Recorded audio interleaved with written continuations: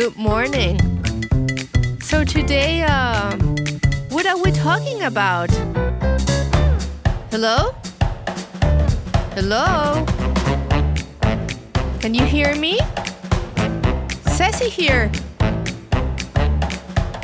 Is anyone there? Hi, my name is Ceci. I'm based in Berlin, and I want to welcome you to Ceci, the podcast where you see what others see. In this, our first season, we're talking about colors.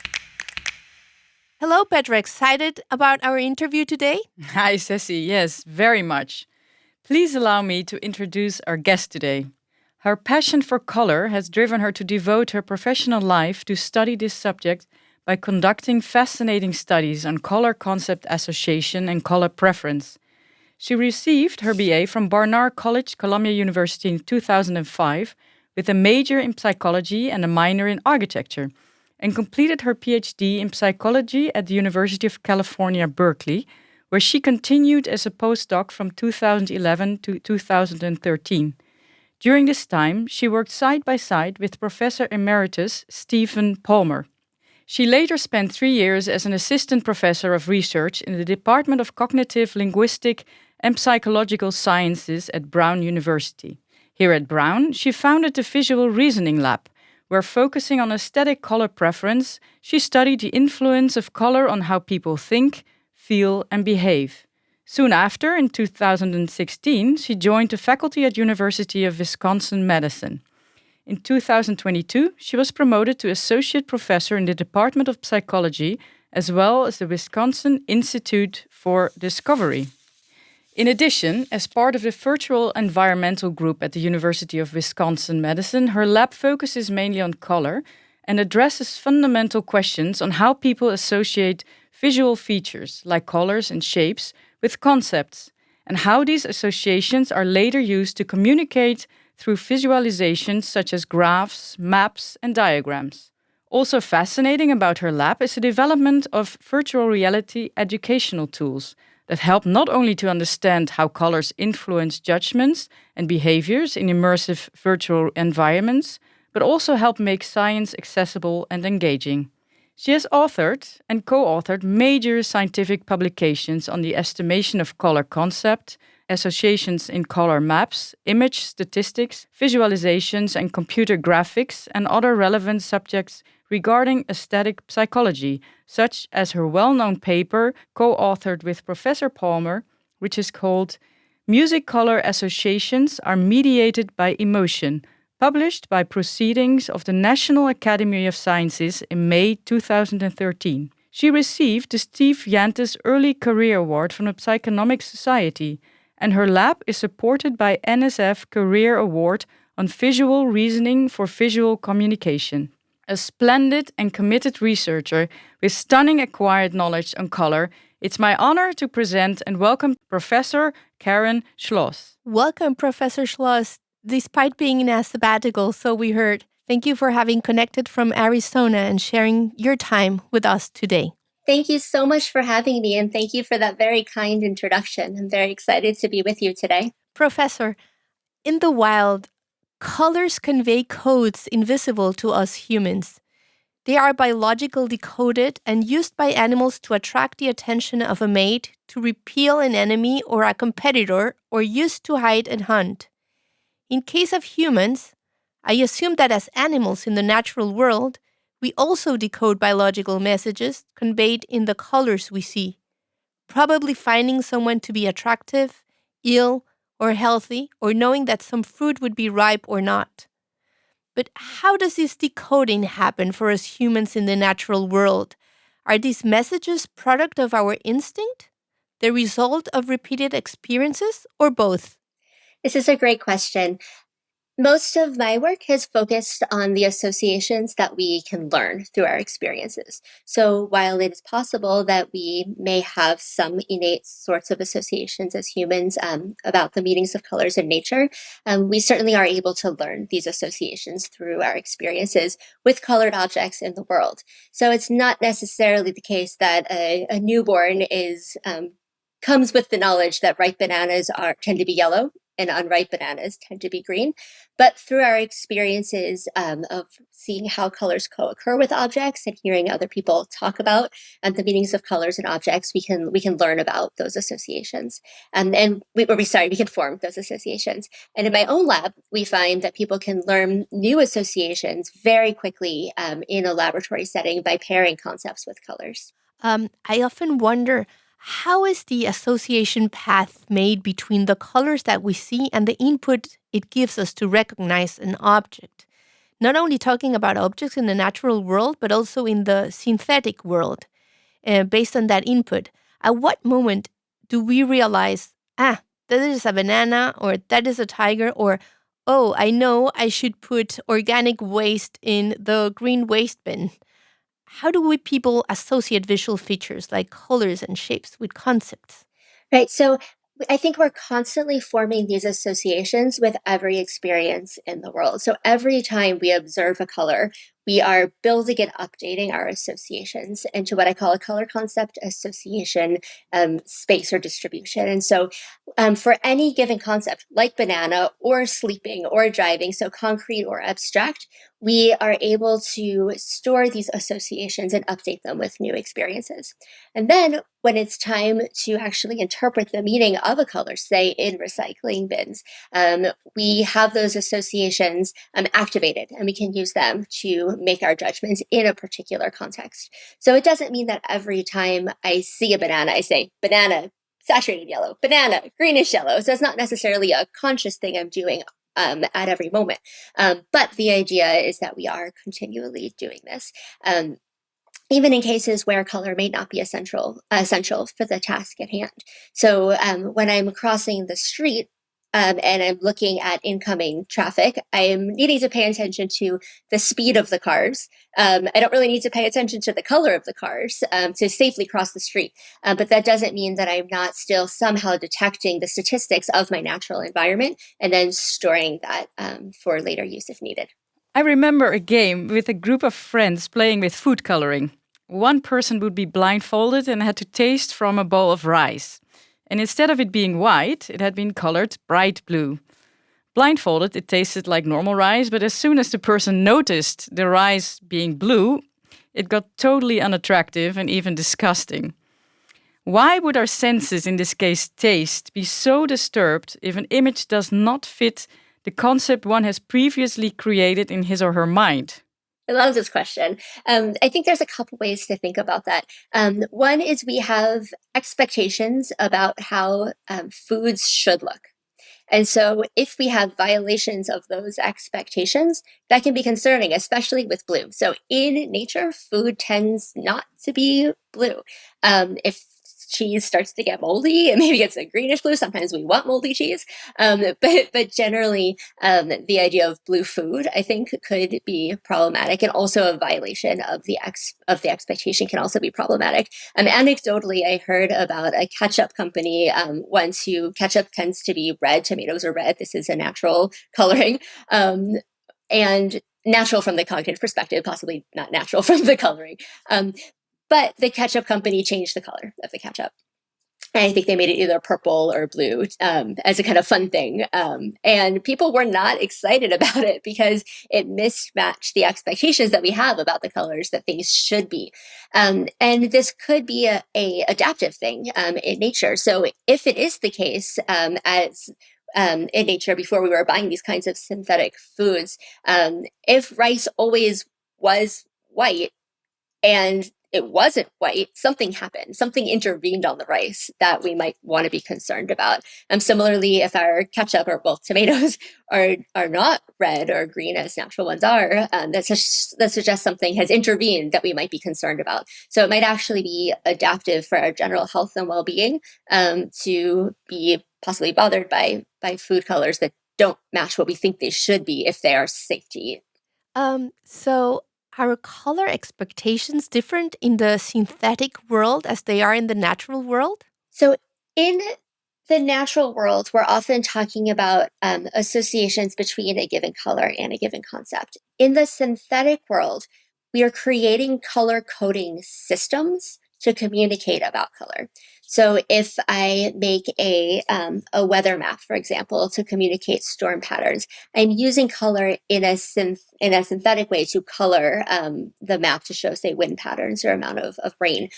Similarly, I brought up the example of recycling bins earlier. If I'm creating colors for recycling bins, I want to do it in a way that you can know which color goes with which type of recyclable object very easily. And so there can be associations between a single color and a concept versus what we think the meaning of a color is in a particular context of an encoding system, like, say, recycling bins.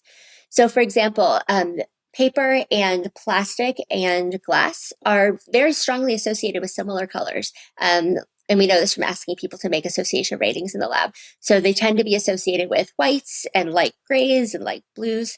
But if I want to make a color coding color coding system where I give you a bin for paper, glass, and plastic, am I best off coloring them in their strongest associated colors? I'm not, because they have very similar associations, so that can be confusing. So instead, we've figured out ways where we can create optimal codings that make it easier for people to infer what the colors mean. And that actually in our studies has made plastic bins red, it turns out, is the easier way to do it. And you might think, well, plastic isn't really strongly associated with red. Why did we do that? But red is a little more strongly associated with plastic than with paper and with glass.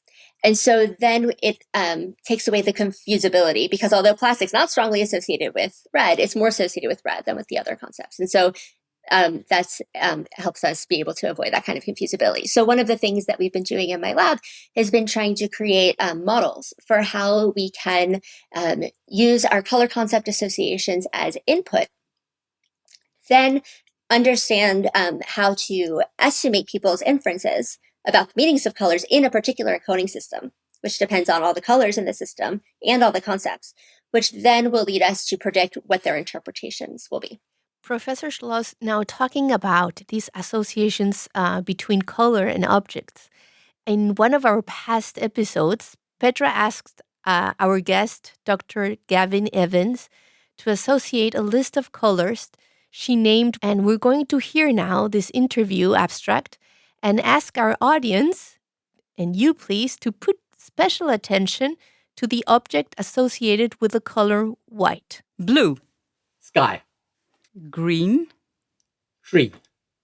Red. Blood. Black. Funeral. Gold. Money. Yellow. Sun. Magenta. Printing. Orange. Fruit. Brown. Belt. And last but not least, white. Shirt. Okay. So, and I only said that because I've just ironed one. So it seems like a proximate or an immediate exposure to objects of a certain color influences future associations between color and object. As Dr. Evans himself points out, when he says he picked shirt as the first thing that the color white brought into his mind because he had just ironed a white shirt. So how easily can our perception of color be influenced or changed, and how long would this effect last? Great question, and I love that exercise. It's actually very similar to the kind of experiments that we've done in the lab to try to understand color preferences, which I would love to share with you what those methods were like. But to address your question just now, it's not necessarily the case that the perception of color has changed, so the way you actually see the color, but rather the associations that we have with the color.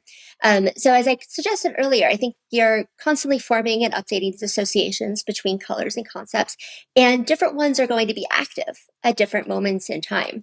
So white might be associated with shirt and with doves and with rice and with milk. But what's going to be active in the mind at any given moment or what associations will come to mind will depend on what concepts are active given our recent experiences.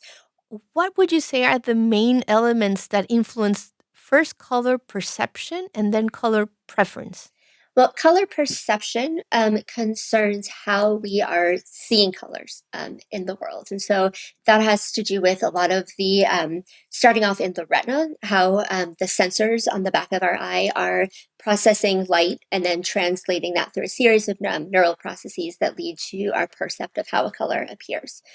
But then once we have our color perception, then the question is, how do we judge that color in terms of how much we like that color?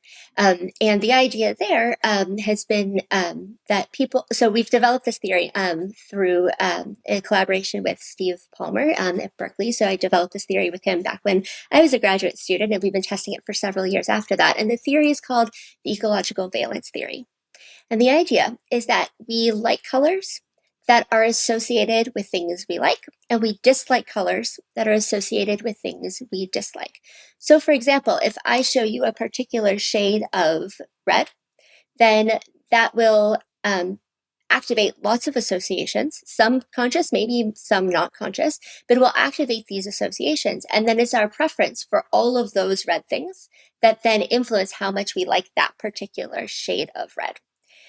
And so what that suggests is as different objects and associations become more or less active in our minds due to, say, changes in the environment, changes in which school we go to, then as these different associations become more or less active, then our color preferences will also fluctuate over time. Okay, so talking about this color perception being influenced by many biological variants. As you mentioned, the shading of color, for example, or perhaps the surface where they are applied. Also, cultural elements come to mind, such as in a marketing campaign or perhaps deeper associations through experiences. And an experience, as we know, can be traumatic or pleasant. Like, let's say, if someone associates blue with water being something soothing, it would be a color this person likes, right? But what if someone associates blue with water and he had a bad experience with water? Then this person will probably won't like blue. So my question is, would a positive or negative experience lead us to strongly like or dislike a certain color? Yeah, so the idea is that your preference for a single color is influenced by all of the things you associate with that color. So let's say we have a particular person who has not had a negative drowning related experience with color yet.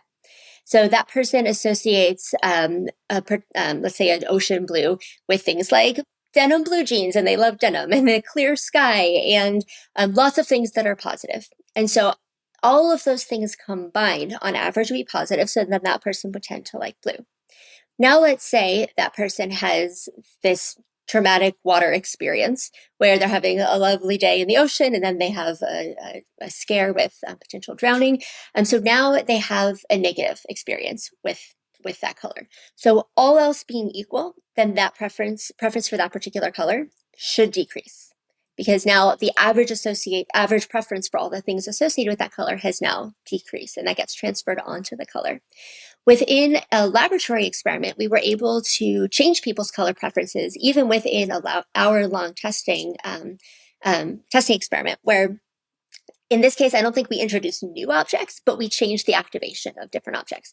So imagine you're a participant in our experiment. You come into the lab, and we sit you down, and we ask you to judge how much you like a bunch of colors. So you see colored squares on the screen, and you get a slider scale, and you rate how much you like each color on a scale from not at all to very much. So we do that.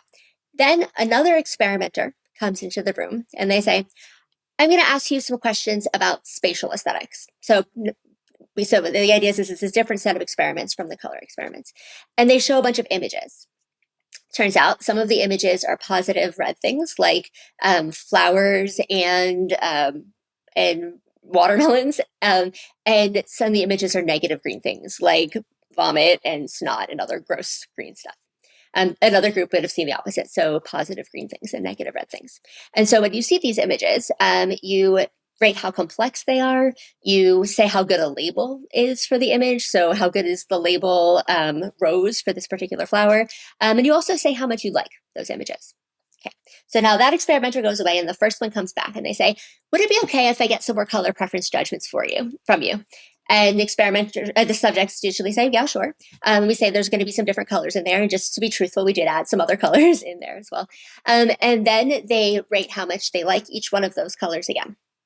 And the question is there a difference in the before versus after? So having seen, say, the positive red things and negative green things, have the color preferences changed before versus after?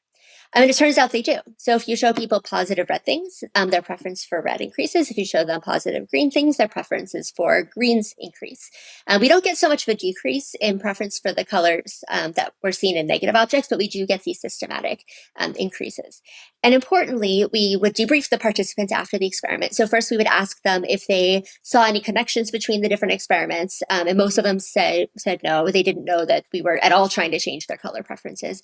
And if they did know, then we would exclude them from the statistical analyses. So we were only looking at the data for the people who had no idea we were trying to change their preferences. Of course, using proper psychological methods, we debriefed them as to the purpose of the experiment, and so that they knew that we were trying to do these kinds of changes.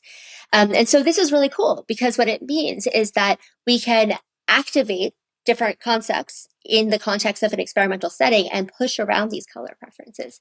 We're sponges. Yeah. We are adaptive sponges. So talking about these cultural influences, it looks like color preference, as you were saying, is a very dynamic concept which evolves through all phases of a lifetime. And we also just learned how recent exposure does the work to a certain level. So it is clear that repetition and positive reinforcements through a strong marketing campaign can have an impact in the intended recipients. Is our color preference also influenced by things like, let's say, weather, certain landscapes, traveling, an important election, or a football game played in a certain day? And if yes, to what extent? Yeah, until now, we've been talking about objects associated with particular colors, but really the idea is that your preference for color is influenced by everything you associate with that color. And so, so we found that with political seasons, as on election days, people have more party consistent color preferences than on non-election days. And that can be attributed to party colors being more active in the mind. And so there, it's not about associating red with a particular object, but rather a concept. We've also found that within a given season, people's color preferences change over time. And so if you look at the same person's color preferences starting in September and track it all the way through December, in an environment where the seasons are really changing, you can actually document changes in their preferences. But the really cool thing is that it's not just based on what's in the environment, because there's individual differences in these changes. So for some people, they have a very large increase for preferences for autumn-like colors, like the kind of dark yellows and when you think of autumn leaves. So some people have an increase for those, and some people stay pretty neutral, and some people actually have a decrease. And that can be understood in the context of ecological valence theory, because during fall, things associated with those colors become more active. So pumpkin spice lattes, hayride, lots of things that are associated with autumn, Thanksgiving. But if you're someone who really likes those things, that should lead to an increased preference for those colors. But if you're someone who doesn't like those things, that would lead to a decrease in preference for those colors. And so what we found was, after tracking people's color preferences over several months, at the very, very end, we gave them a list of objects, like pumpkin spice latte and hayrides and so on. So fall-specific objects and also winter-specific objects. And we asked them to say how much they liked those. I shouldn't say objects, concepts, because there were also abstract things like first day of school. So they were both concrete and abstract things. And we had people judge how much they liked those concepts. You could track the changes in preference for the fall-associated colors based on how much they liked fall-associated concepts. Very, very interesting. Talking about how we can influence or get influenced by color preferences and how we are programmed during our lives. We all get exposed to strong visual communications like marketing campaigns, educational visuals for teaching, graphics for weather forecasts or statistics, and for example, an important one that most of us experience daily, traffic signs. How can color be most effectively used as a communication tool? Color can be effectively used as a communication tool if it matches people's expectations. So using the traffic sign, for example, so that's something that is around the world. Red means stop and green means go. So this is kind of a toy example I'm about to give, but hopefully you can see how it can generalize to other cases. So if all of a sudden I was to switch the lighting system and I said purple means stop and turquoise means go, it would be confusing, but it would be at least a new system that I might be able to learn. But if I were to switch it and I said, okay, from now on, everything's backwards. And red means, it's hard to say this. Red means go, and green means stop. I had like a stroop effect even trying to say it. That would get really confusing because it would violate our expectations. And so when we see these colors, we have the associations that come to mind, and we would have to actually kind of almost undo those. I call it a kind of mental gymnastics to be able to undo our expectations to navigate the world effectively. So that's a kind of obvious case. But now let's say we're talking about weather maps or COVID case maps or other cases where we're using colors to represent quantities or amount of things on a map. So there we have expectations also. For example, we have a dark is more bias where people tend to infer that darker colors map to more.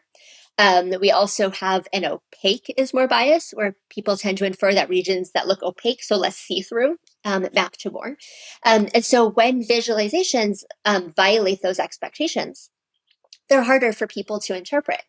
And so you might be thinking, well, as long as there's a legend there that tells us what the colors mean, maybe that doesn't matter.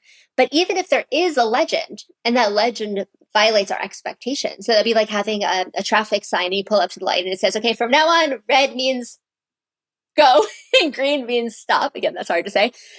You could read the legend, but it still mismatches what we expect. And so that's why we want to understand what the nature of these expectations are. Because if we can, then we can design visualizations that match these expectations to just make communication hopefully easier.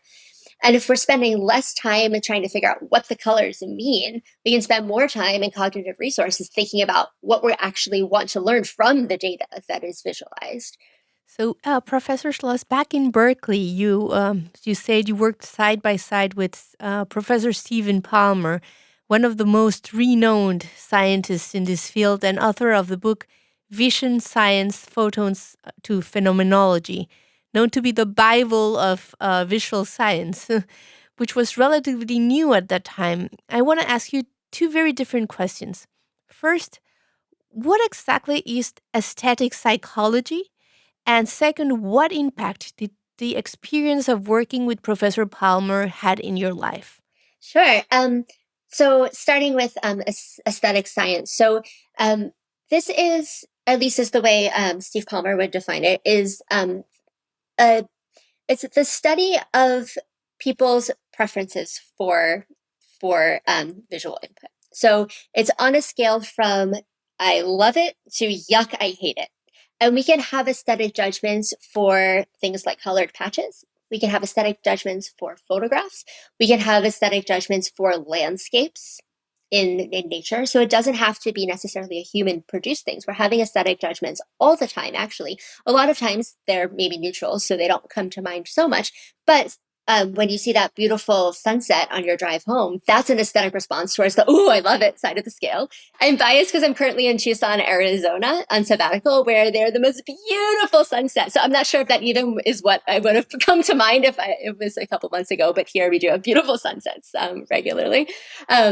So what would be an example of an everyday thing in Berlin that gives you that, ooh, I love it kind of experience? Oh, actually today, the blue sky, the autumn leaves already coloring red, yellow. Autumn. I would say the autumn light. And then this contrast with the sun. Yeah, I think that's really sparkling. Yes. Yeah, I like that. Yeah.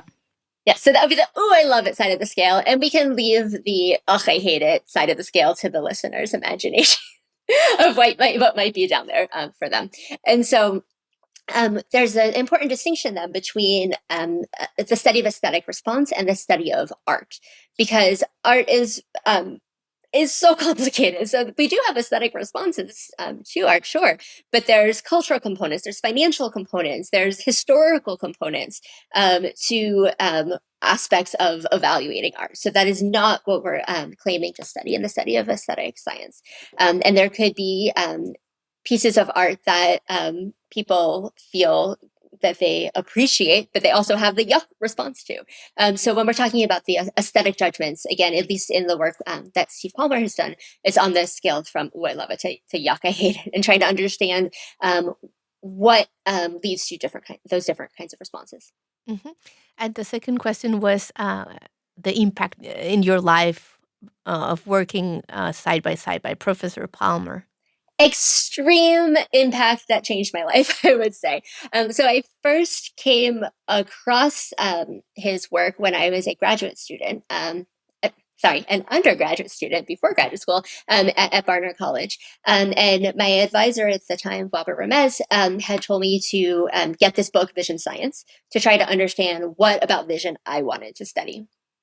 And so I went down to the used bookstore, and they didn't have a used copy, so I, as a little undergrad, invested in the big copy. I'm glad that I did, because it still sits next to my desk. It's falling apart from overuse, but that version still sits next to me. And I started reading the first couple pages, and I said, I want to work with this human. Whoever wrote these pages, I want to study with this person. The way that he wrote was with such passion and clarity. And I wanted to learn how to do science from him, to learn how to write from him and communicate from him. So I applied to graduate school to work with Steve, and fortunately he accepted me. And so I started with him that following year. And we did a lot of work on trying to understand color preferences. So why we like the colors we like, why they change across individuals, why they change over time, cultural differences. And it was just a really, really exciting time to be in the lab with him. Professor Schloss, you have been talking about how preferences and perception in color are very dynamic and changes long time. And talking about culture and the art field, let's hear the perspective of one of our previous guests, Anna Mallet, one of Latin America's most influential curators. When asked by another former guest, figurative painter Amnon David R., about color perception, she answers, do you think that colors, specific colors like blue, would have a different absolute or a different either blue or red or yellow, any one of these colors would have the same meaning to all people? And I will give a little bit of an example. When we say red, we all think of spicy, for instance. Mm-hmm. And I'm wondering, do you think it's a cultural thing, or do you think it's something that is inherent in all humans? Is it objective? Is the way that we refer to colors emotionally something universal? That's the question. I think we have a little bit of the three of them. Because when you said red, you think of spicy. I don't think of spicy because spicy is in my culture. So for me, spicy could be peppermint green. For me, spicy could be chile manzano, that it's yellow. And also chile, that could be red. If you think of red, I could think of blood, because of the situation we're living in Mexico, but I could also think of amapolas or amaranto, amazing Mexican flower. So I think a little bit of the three of that you mentioned, idiosyncrasy, culture, something that we learn and that has influenced us. At the end, tradition as learning is not static. It keeps on developing. And we are learning, and our visual culture, our visual impacts keep on growing while we travel, what we learn, what we see things, what we subjected to visual stimulus. So I think we have a bit of it, a little bit of the three of those. So Professor Schloss, could you please complement this answer from your scientific perspective? Yes. So I think it's quite aligned with the scientific perspective, which is that we are constantly forming and updating these associations with new experiences. So if people are from different cultures and have different kinds of experiences, then they would have different kinds of associations. And even the same person, as we discussed, could have different associations that come to mind at any given moment in time. An important distinction that I would like to draw is between a color word, so saying the word red, versus a color experience, so looking at a particular color. And actually, let's do that with blue instead. So if I say the color word blue, you probably are thinking about a very typical blue. But of course, the word blue could mean a very, very light pale blue. It could mean a very, very deep dark blue. And our associations are different for these different shades of blue. So in my lab, when we're talking about color concept associations, we are doing this by showing people colored patches and asking them to either say what comes to mind, or we give them concepts and they say how much they associate the colors with the particular concepts. So it's possible in that discussion that we just heard that they have different associations with all reds. It could be that one of them was thinking out of one particular red and another speaker was thinking about a different particular red. And so I think we want to be specific about when we're talking about color concept associations. Are we doing this with respect to the color experience or the color word that's used in language? So you have been saying that, of course, color perception of a person is built up by his or her personal experiences. To Have you studied color perception on children? And if yes, how would children color perception vary regarding that of adults? So we have looked at, or people have looked at color preferences in young children versus adults. There's also extensive work on the kind of physiology and perception of color as we age. And my understanding is that around 12 weeks or so, young infants have similar kinds of color perception as adults do. So the way we see colors is solidified relatively early. But looking at developmental changes in color preferences, we find in adults, and this is cross-culturally pretty general, at least in cultures from the West, that people tend to dislike dark yellowy olive sort of colors.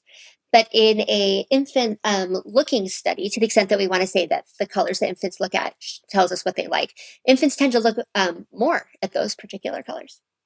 And so we were left with this question of, why is it that infants would look most at colors that adults like less? And one possibility is that that particular dark yellowish color is similar to the brown eye color. And so it's possible that the ecological world of infants is also influencing the colors that they like and where they want to look. And so to really get at that, what I would love to do, and I haven't found anyone to collaborate on this study with, but what I would love to do is test infants who have primary caregivers who have either blue eyes or brown eyes, and see if infants are more likely, just looking at abstract color patches, if they're more likely to look at the colors that match the eye color of their primary caregiver. Because if so, that would suggest that early experiences, early kind of nurturing experiences, bias preferences. But that's a study I'd love to do, but haven't yet. From our previous interview with Marlene Gomez, a psychologist for children and young adults in the autistic spectrum, and she herself also being autistic, we learned that normally brightness is not well received by children in the spectrum. For people in the norm, what role does brightness play in color preference? So in the data that we've collected in the US, we find that people on average like very saturated or vivid colors more than the rest of the colors.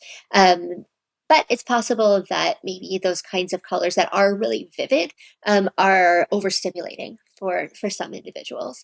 And we can, so if we try to understand why people on average, at least in the populations that we've tested, like those colors, that can be predicted by how much they like the objects associated with those colors. So if you look at all these objects associated with the real vivid blues and yellows and greens, those on average tend to be more positive than the objects associated with the more dull colors. And so that at least can explain that pattern of color preferences in our sample of participants. Professor, you were talking about the role in color perception of the different influences, like biological, if it was to be seeing the color itself, or cultural, hearing the word of the color. So let's take blue for an instance. Someone who had studied history of art will, among other things, know the story of how blue struggled through history to become the color it is now. From its origins as Afghanistan's lapis lazuli to its arrival to Renaissance Venice, the depiction of the sky, and then the Virgin Mary's veil to Yves Klein patented blue.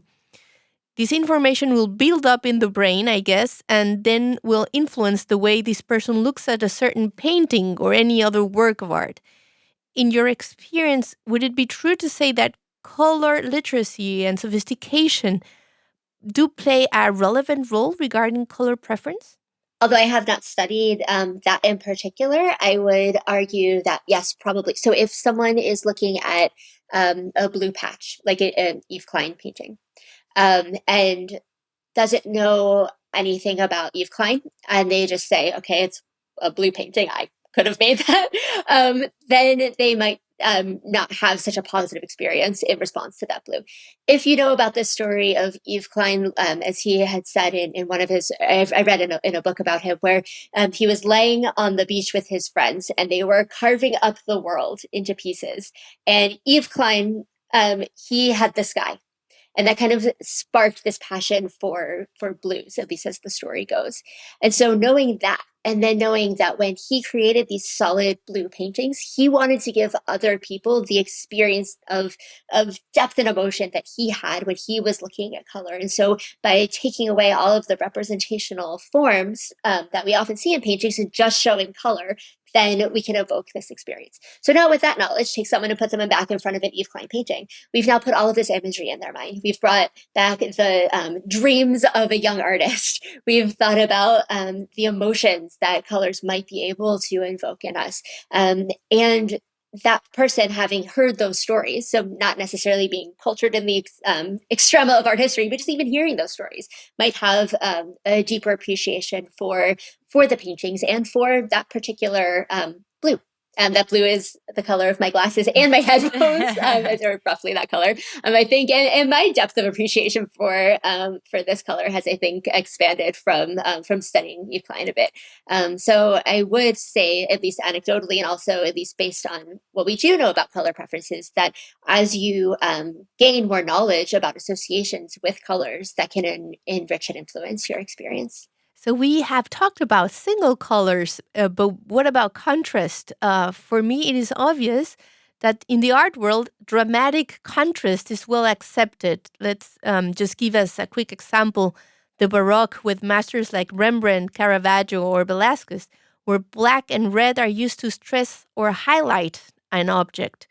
But regarding how most of us people perceive contrast in our everyday life, is probably not exactly the same as the way we look at art.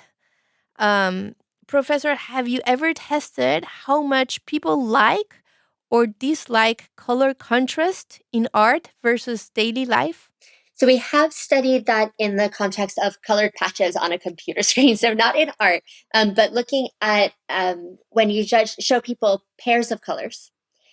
Can we predict how much they like those colors and based on what? So a lot of times you'll hear in color theory and art that complementary colors are the way to go. And so that complementary colors are harmonious. People like complementary colors. When we study this in the lab, that is not what we find. So if you show people colors that, so imagine you've got a small square and a large square.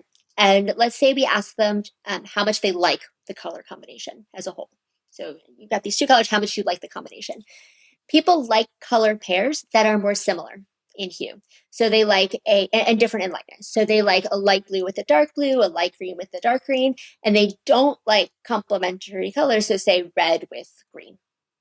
If you ask people how harmonious are these colors, so how well do the colors go together? And we're careful for our participants to define harmony as distinct from preference. And so we tell them, well, pretty much everyone would agree that Mozart is harmonious and Stravinsky is dissonant.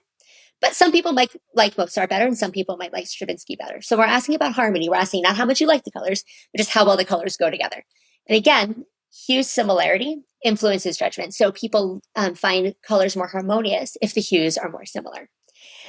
And so you might be thinking, this really goes against color theory. But there's another type of judgment that we can ask. So instead of how much do you like this color combination as a whole, or how harmonious is the color combination, we can say, how much do you like this single color given the background that it's on? So now, instead of judging a light blue and a dark blue together, we're saying, how much do you like this light blue given the dark blue? And instead of judging how much you like a red and green together, how much you like this red given the green background? And now that's where contrast comes out. So people will like a figural, like a red object color, better on a contrasting background color. So this is interesting because what this means is that the idea of complementariness, what it actually does is it makes that figural color appear more saturated and colorful because of contrast effects in perception. And we know that people like colors that look more saturated and colorful on average. And so what that suggests is that if you want a single color to look really brilliant and dazzling, then put it on a contrasting background. But if you want people to like the color combination as a whole, it might be better to have more similar hues. But that's on average. We also looked at this depending on color expertise, and we found systematic individual differences. So people who had no color training at all didn't have as strong a preference for similar hues. People who had some color training, so like high school level art, they really liked similar hues. And then people who had a lot of expertise in art or in color, they then tend to like the complementary colors more. And so the idea is that people are learning kind of rules of color aesthetics, and that might be influencing their judgments. But then once you get a sophisticated color artist in color, then I think they kind of like what they like, and they don't worry about any sorts of rules. And so I think it's interesting to think about when we are learning to create art objects, how much we're influenced by rules that we're told that may not necessarily correspond to what the general population likes, and how much we should care about what the general population likes, at least in terms of art. But for design, so if we're creating a design for a public space, then thinking about what a general average audience member might like actually becomes, I think, really important. Let's hear what David Johnstone, one of New York's renowned colorists, had to say when we asked him to describe beauty. This is a very good example of someone whose knowledge on color reveals much sophistication. If you could only pick one, which color would you say best describes beauty? That is not easy. But if you're talking about a color, so I'm going to say red. Okay. It's a primary color. It can be almost the color of black, and it can be as pale as the palest rose. And within that, it can be copper, it can be pink, it can be blue, it can be purple. So it really carries a lot of water. In this order of ideas regarding color preference, would the dislike or like for harmony and or contrast between colors be something that correlates with the degree of sophistication of the recipient? Sure. I actually would like to just unpack one part of what was said in that really fascinating sound clip. So there, the discussion was about red at first as a category, but then we got into dark reds that almost look black, and light or pinks, and then blue. So I would argue, at least from a perceptual perspective, that although you might categorize all of those as red, those are completely variable color experiences. I mean, one of the really interesting things about the red hue is that it can cross categories. So we can have those deep reds that we would call red, and then it crosses the category boundary to actually pinks when it becomes really light. So if you were to ask me that question of what color I would say, so I'm glad you didn't ask me that question because I wouldn't know how to answer it. What color is beauty? And it was fascinating to listen to his answer. But again, I think that brings back the question of color experience versus the word. And I think maybe red was chosen because for him it contains so many aspects of color experience. So I think that was just a really interesting and complex answer. And yes, getting back to the question of color expertise, I think the more we're thinking about colors and studying colors, at least the work that I've done has suggested that does influence how much people like harmony, where people with great expertise tend to have a lower preference for harmony. And so, yes, I would say that experience, that's another case where experience does shape the way we evaluate the world around us. We were talking about preference in contrast when looking at artwork, a work of art. And the range in color use for different applications is tremendous nowadays. For example, in fashion, even candy, all kinds of products, and in the field of interior design. I would like to ask you, do people's preferences vary a lot when choosing fabrics or colors for decorating their home versus choosing a work of art? Great question. So I haven't studied this for choosing works of art, but I do know that color preferences do change depending on the particular object. So as I had mentioned earlier, if you ask people to judge how much they like a colored patch, they prefer the saturated, most vivid colors the most. But once you ask them how much they would like colors for a wall or a t-shirt or a car, then preferences for those real saturated colors comes down. And they're not nearly as liked. So the idea is that as like a small color patch, we like it, but we don't necessarily want that of these objects in our world. We also have found systematic differences for different kinds of objects. So on average, people tend to, if you show them a photograph of walls, they tend to like lighter walls. Or actually, if you show them a patch of color, they'll say they would like lighter walls. But then when you actually show them a room, that's photoshopped to have different colors, then they're more willing to like dark colors. So like the idea of dark colors in a room, I think is unappealing, but then once they see it kind of can look cool. Coming from the person who has a deep dark blue bedroom. And then also the degree to which preferences for colors, colored patches predicts how much they will like colors for objects seems to depend on how kind of permanent the objects are. So if you have something like a couch, which is a pretty big investment, people are more likely to depart from their like preferences for the abstract colors. But something like a t-shirt, those are more correlated with their preferences for the abstract color patches. So there's these systematic differences for the colors of objects in the world. Also, people on average generally don't like this like dark yellowish, olivish sort of color as a color patch on the screen. But certainly in fashion, people are wearing olives and khaki kinds of colors all the time, and couches are often leather browns. So I think there are really important contextual effects that we are only beginning to understand. So it is much clearer how associations between colors and things are made, like blue skies or a yellow banana. But what about emotions such as fear, anger, happiness, and sadness? On a previous episode, we talked about chromesthesia, the type of sound-to-color synesthesia Kandinsky possibly had. Synesthesia is a neurological condition that made Kandinsky hear a strange hissing noise when he mixed colors on the palette, so he saw colors when he heard music. In his essay concerning the spiritual art, Kandinsky wrote, "Color directly influences the soul."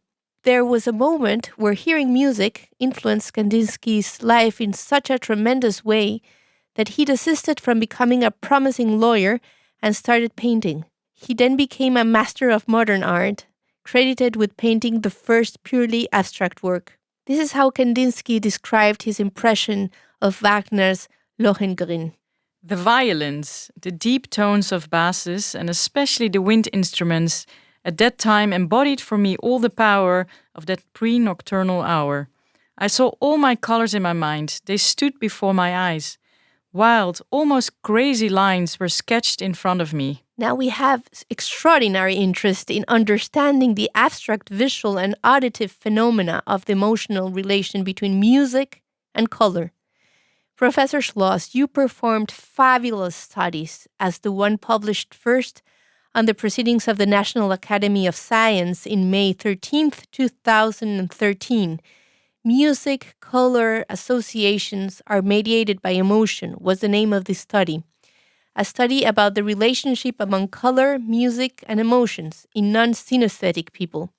performed with Professor Stephen Palmer, Professor Zoe Zhu, and Professor Lilia R. Prado Leon, followed by many other studies on this theme. Could you talk a little bit about these studies and the findings you made?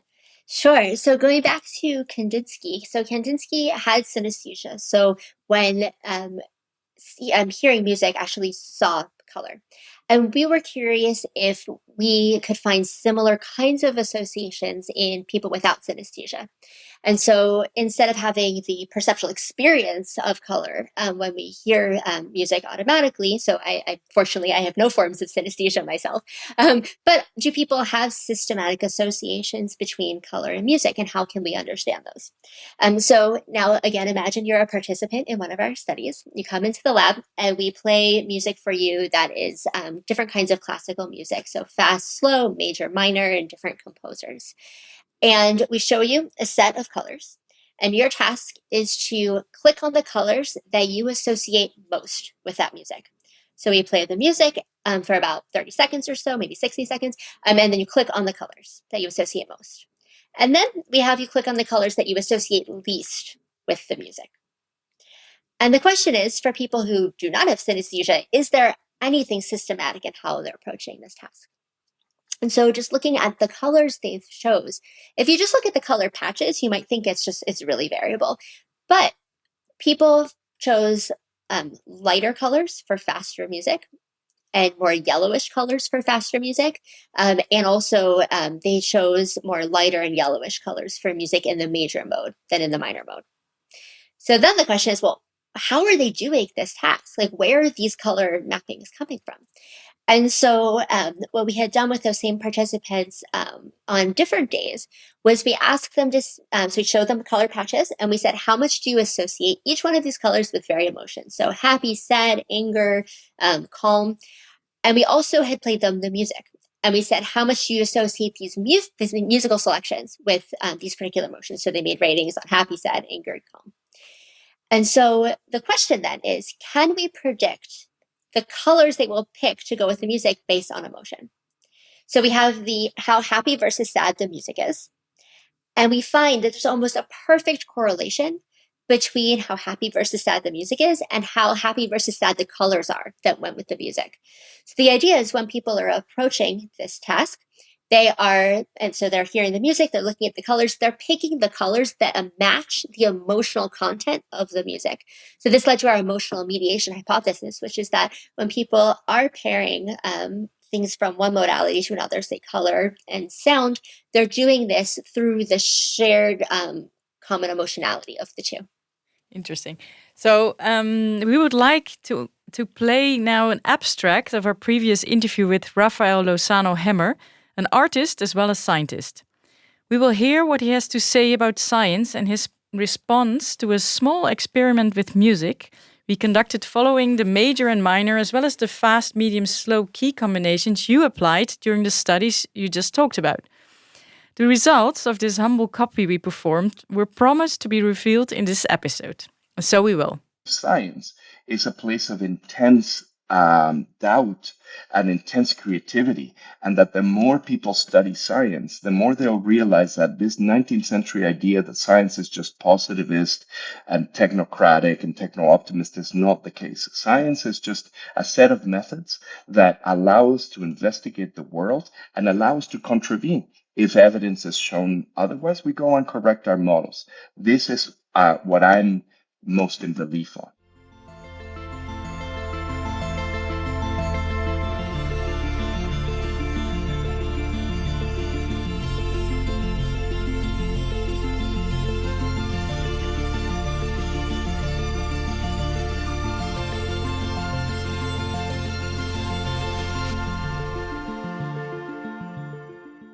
I think it's the color of flow, it's the color of bubbles, and it's the color of layers. May I ask you, Professor Schloss, what color did you think about? I got deep magentas and aquas all kind of mixing together. It's very interesting because in the studio at that time, all people chose the same shades of colors in the spectrum to match the song we played. And these colors were light blue, blue, and violet. So I'm kind of consistent. So now I just want to make clear with our audience that we did not follow any scientific guidelines so other than the major and minor plus fast, medium, and slow key combinations Petra mentioned before. And we have a surprise for you, Professor Schloss, again. Please do expect more intuition than a rigorous scientific method on this. So we nevertheless thought it turned out very nice, and we hope you like it. We asked a very cherished jazz band in Germany, especially here in Berlin and in Hamburg, called Gramophone Jazz Band, to play a tune that would evoke the color yellow for them. They came up with this, in their words, yellow-orange tune.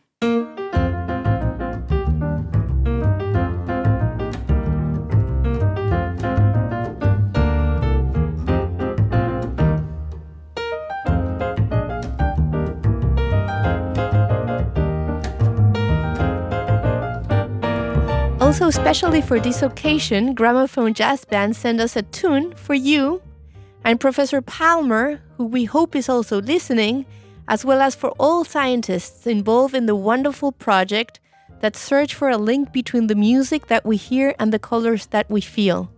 We asked them to play something blue, and they sent us this melody, which they named Deep Blue.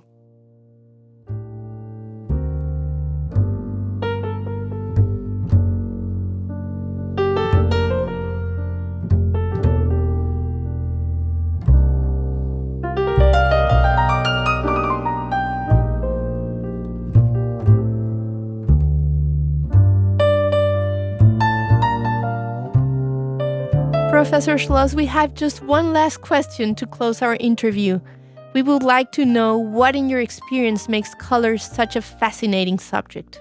That's a complicated question for the end of an interview. I think for me, I'm really fascinated how something seemingly so simple as just a patch of color can bring to mind so many associations. It can bring to mind such strong aesthetic responses. It can change so much depending on what other colors it's surrounded by, depending on lighting.